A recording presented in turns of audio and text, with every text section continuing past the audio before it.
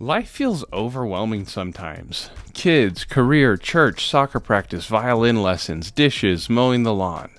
It never seems to end, and it can feel so overwhelming that you get burned out and just abandon your goals completely. Today, I want to show you how to take everything that happens in life and manage it so that you can still make progress on your goals without getting stressed out. So I want to start by talking about stress, distress, and burnout. And that's because a little bit of stress is actually healthy. Stress can sharpen your focus, it can cut through resistance and improve your performance on a task. This is why things like deadlines, quotas, and competition are all so effective. A healthy level of stress is actually a crucial part of high performance and focus. However, when the stress gets so high that you become unable to cope with it effectively, it turns into distress. You can tell you've reached this point when you start to experience physical symptoms, illness, and other challenges like anxiety. This is bad, and it's a sign that you're under too much prolonged stress. Good stress is always temporary and never constant.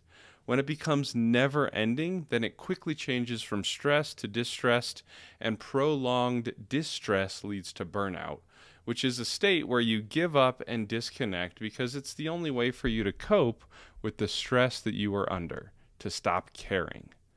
So there are two important things to understand about managing stress well and increasing the amount that you can handle without moving into distress and burnout.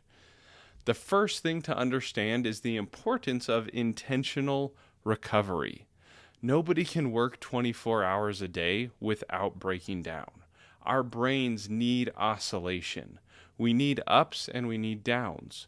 Growth only happens when we have periods of exertion and stress, followed by periods of rest and recovery. And the growth only actually happens during those periods of rest and recovery. Our personal growth is just like weightlifting.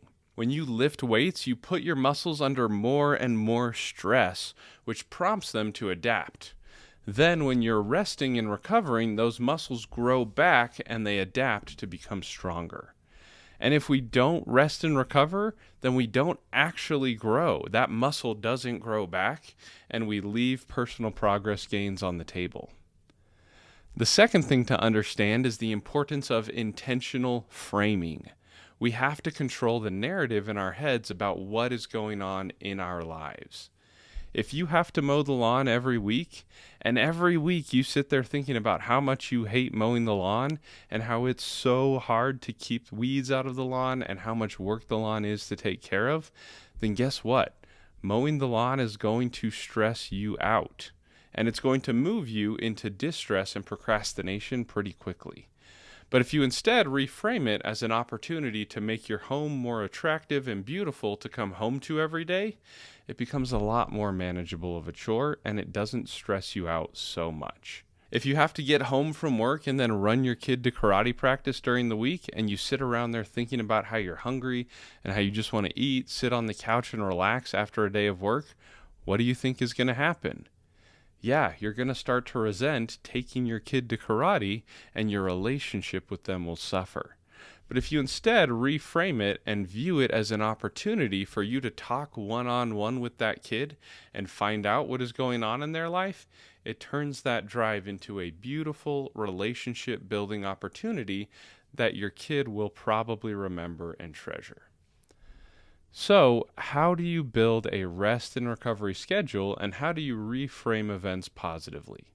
I'll give you 3 tips for each. When building in your emotional rest and recovery, there are 3 things to keep in mind. 1, don't mistake scrolling with resting. See, scrolling on your phone is not actually restful. It creates stress and it builds up frenetic energy in your head. Restful activities allow your brain to calm down, disconnect it from the stress of the world and the stress of achieving your goals. 2, alternate between stress and rest. At the end of every focus session during the day, take a few minutes to rest and recover by getting up, walking around, and changing your scenery. Have a larger rest block at some point in the day for extra recovery. And then 3, get enough restful sleep. Make sure you're getting 8 hours of sleep each night, and don't look at screens an hour before bed. This will help your 8 hours of sleep be far more efficient. So when working to reframe things more positively, the important concepts are to 1, embrace the negative and accept that it exists. Don't ignore your feelings. I did this for a while and it didn't work out very well. You have to acknowledge them and not get mad at yourself for feeling the way that you feel.